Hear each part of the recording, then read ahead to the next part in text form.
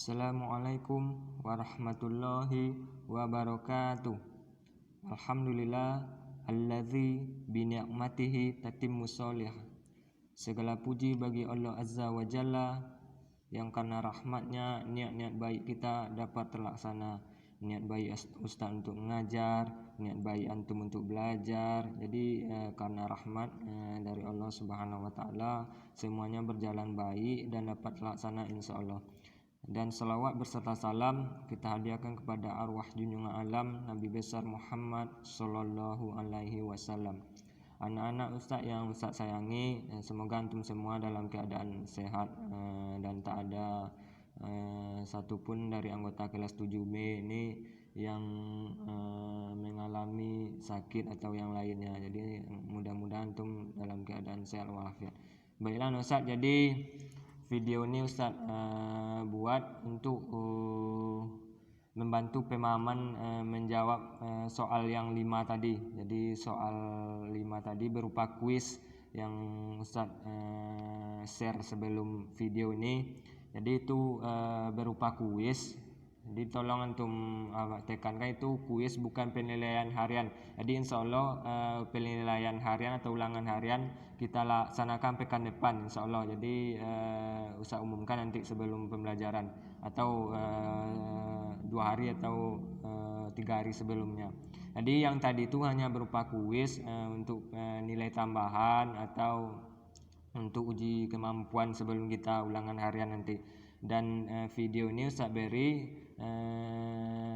kita membahas materi nanti dari soal tersebut. Jadi itu tujuannya soal tadi untuk melatih antum juga untuk pembahasan materi hari ini juga.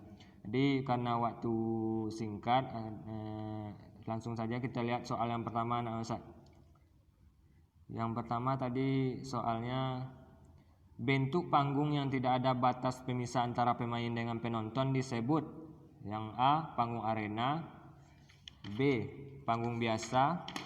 C, panggung tertutup. D, panggung terbuka. Jadi bentuk panggungnya itu tidak ada pemisah antara pemain dengan penonton. Jadi itu disebut dengan panggung.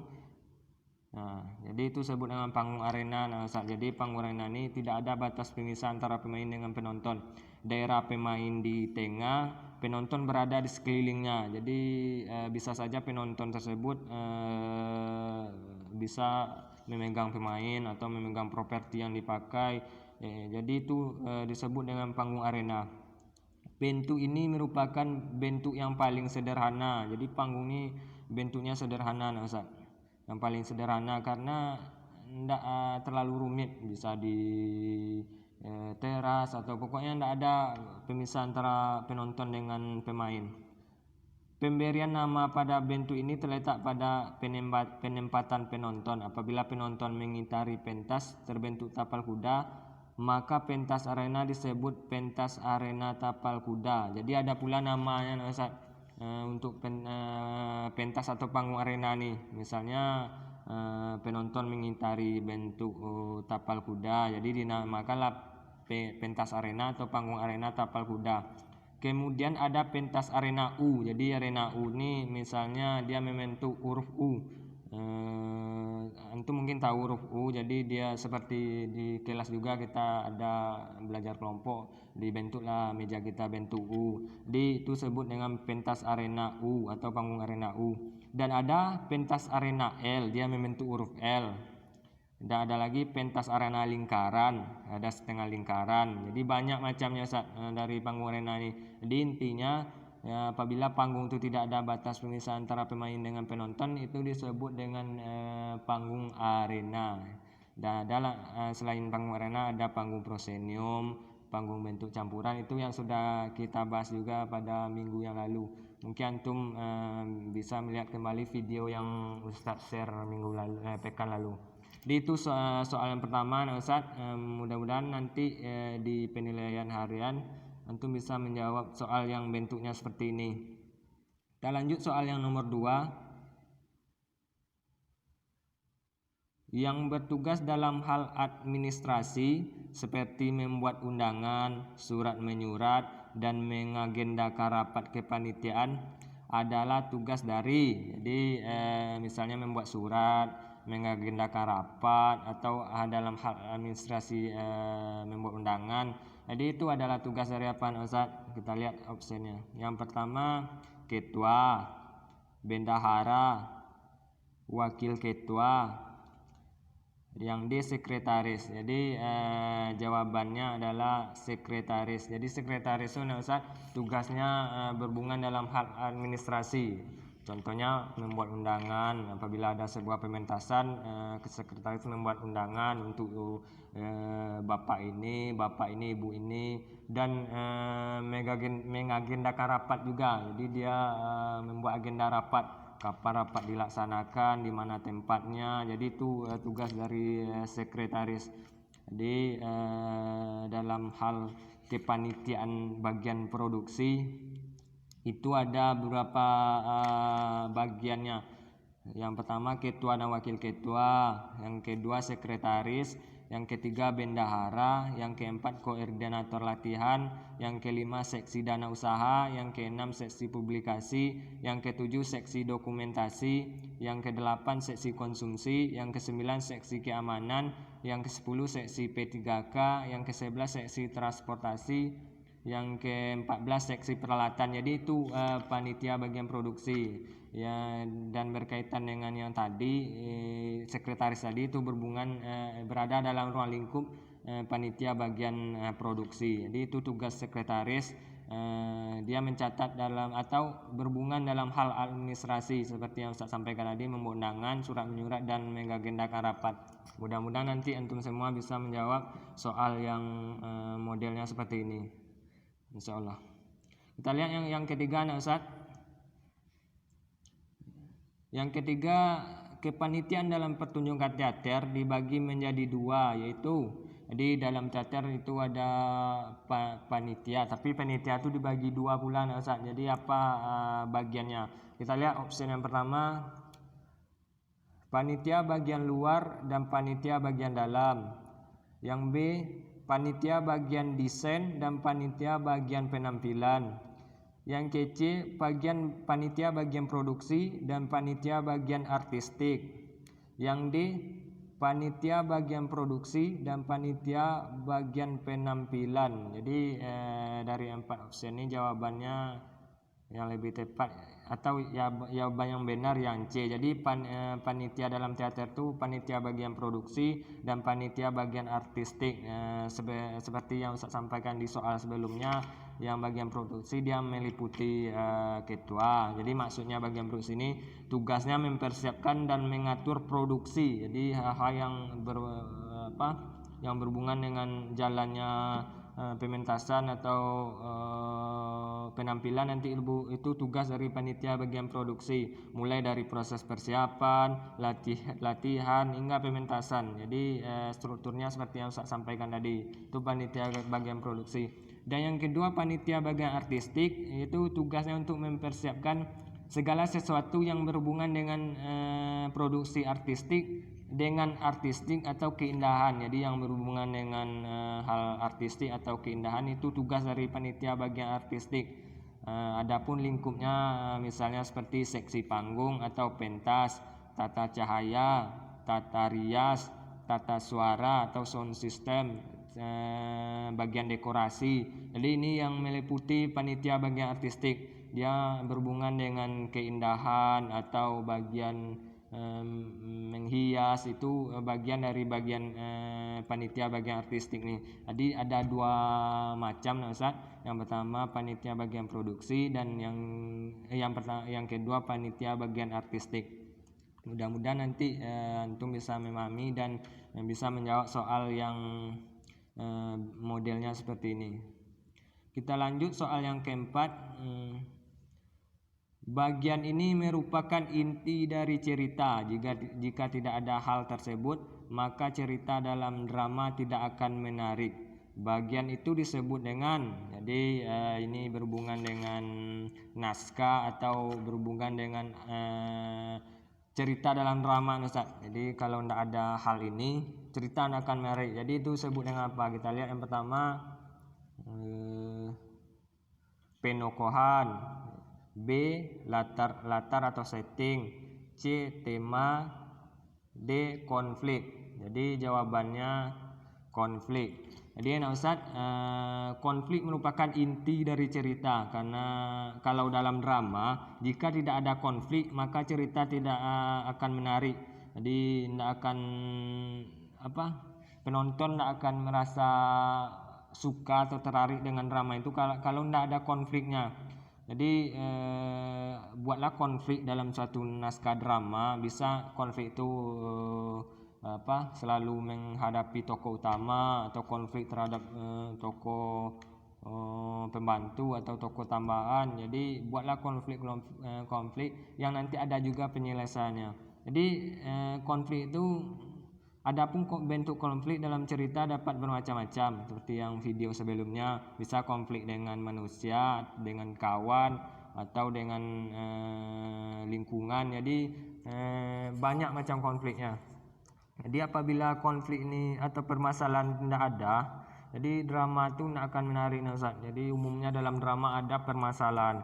Yang paling banyak kita jumpai permasalahan itu sering menghadapi pemain-pemain yang baik, tokoh-tokoh protagonis. Jadi dia sering mengalami masalah, sering mendapat perlakuan yang tidak enak dari tokoh antagonis atau tokoh yang berlawanan. Jadi itu biasanya diusahakan nanti dalam antum membuat cerita naskah drama, buatlah usahakan ada konfliknya yang kita buat. Jadi mengenai konflik ini berhubungan dengan pemilihan naskah atau lakon yang akan kita buat. Jadi ada macamnya. Pertama temanya, alur cerita, konflik, penokohan, latar, dan setting. Jadi semua ini harus ada dalam naskah drama nanti, Ustaz. Jadi strukturnya harus seperti ini. Naskah drama yang baik. Kalau tidak seperti ini, jadi naskah drama itu tidak teratur nanti, tidak jelas. Jadi itu maksud dari konflik. Dia merupakan inti dari cerita. Jika tidak ada konflik, tidak ada permasalahan, dia tidak akan cerita tersebut tidak akan menarik. Jadi itu maksudnya, Ustaz. Mudah-mudahan antum bisa pahami. Kita lanjut yang kelima atau yang terakhir. Dalam pertunjukan teater, pemain dibagi menjadi 3, yaitu jadi dalam penampilan teater atau pementasan teater, pemain ini ada pula 3 pemain. Jadi apa saja dia, Ustaz, kita lihat. Yang pertama, pemain utama, pemain pembantu, pemain tambahan. B. Pemain utama, antagonis, dan pemain protagonis. C. Pemain utama, pemain pembantu, dan pemain antagonis. Yang D, ini pemain utama, maksudnya bukan konflik. Pemain utama, protagonis, dan pemain tambahan. Jadi jawaban yang benar adalah yang salah. Jadi jawaban yang benarnya yang A, Ustaz. Pemain utama, pemain pembantu, dan pemain tambahan. Jadi itu 3 tokoh ya dalam pementasan teater. Kita lihat yang pemain utama, dia memerankan tokoh-tokoh utama. Biasanya tokoh utama ini dia bersifat baik atau disebut juga dengan tokoh protagonis. Jadi umumnya, tapi ada juga yang enggak. Jadi itu tokoh utama, dia memerankan tokoh utama, dia yang sering muncul, inti ceritanya itu berada pada dia yang sering banyak keluar dalam drama atau banyak dialognya. Jadi dia tokoh utama. Yang kedua, pemain pembantu. Jadi pemain pembantu ini pemain yang mendampingi tokoh utama, baik dia mendampingi tokoh protagonis atau dia mendampingi tokoh antagonis. Jadi itu tugas dari pemain pembantu. Yang ketiga, ada pemain tambahan. Dia memerankan tokoh yang menambah keramaian suasana. Seperti yang Ustaz sampaikan di video sebelumnya, dia bisa memerankan orang yang lewat, orang yang duduk saja, orang yang berkumpul dengan tokoh utama misalnya. Jadi dia hanya sebagai tambahan atau orang yang berada di keramaian nanti. Jadi itu tokoh atau pemain tambahan. Jadi itu ada 3 pemain dalam teater, jadi harus kita pahami ya Ustaz. Yang pertama tadi pemain utama, pemain pembantu, dan pemain tambahan. Jadi jawabannya A. Jadi dari 5 soal tersebut mudah-mudahan antum bisa menjawab semuanya tanpa melihat buku. Jadi itu harapan Ustaz. Karena di pekan depan kita akan mengadakan penilaian harian atau ulangan harian bab 15 di aplikasi Quizizz yang nanti Ustadz infokan jauh sebelum pembelajaran insyaallah. Jadi itu pembahasan 5 soal hari ini Ustadz, yang sekaligus pembahasan materi kita untuk persiapan ulangan harian pekan depan. Saya berharapkan antum kembali membaca buku atau bisa melihat video yang Ustaz share atau membaca sumber-sumber lain yang berkaitan dengan materi bab 15 nih. Jadi tidak tertutup Ustaz, banyak, bisa antum melihat buku pendamping lain atau buku cetak yang ada saja. Jadi supaya nanti di ulangan harian tersebut nilai kita maksimal Ustaz. Di tidak ada lagi nanti istilahnya perbaikan. Ustaz bukan tidak menerima perbaikan, jadi kita usahakan ada perbaikan Ustaz. Nilai kita maksimal nanti di ulangan harian di aplikasi Quizizz. Jadi kalau ada pertanyaan yang antum ragukan nanti mengenai materi ini, japri aja Ustaz, insyaallah Ustaz jawab mengenai keraguan antum. Ini apa maksudnya Ustaz? Ini Ustaz. Jadi memang untuk kisi-kisi tidak Ustaz kasih. Jadi hanya dari pembahasan soal inilah mungkin gambarannya nanti. Jadi di aplikasi Quizizz itu nanti soalnya pilihan ganda semuanya, seperti yang telah antum praktikkan juga di mata pelajaran lain. Jadi lebih gampang lagi nantinya untuk mengikutinya. Jadi mungkin itu pembahasan kita hari ini Ustaz. Ustaz mengucapkan jazakallahu khairan kepada antum yang telah melihat video ini dan mengerjakan kuis tadi. Mudah-mudahan jawaban antum semuanya benar. Amin. Dan antum mendapat ilmu dari soal tersebut. Jadi mungkin itu saja untuk hari ini. Kalau ada yang kurang pas Ustaz mohon maaf, dan untuk pekan depan Ustaz infokan jauh sebelum pembelajaran. Jadi kalau ada pertanyaan nanti atau kritik saran langsung ke Ustaz, insyaallah Ustaz tanggapi.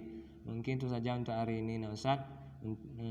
Untuk menutup pertemuan kali ini, marilah kita bacakan doa kafaratul majelis. Subhanakallahumma wa bihamdika asyhadu an la ilaha illa anta astaghfiruka wa atubu ilaik.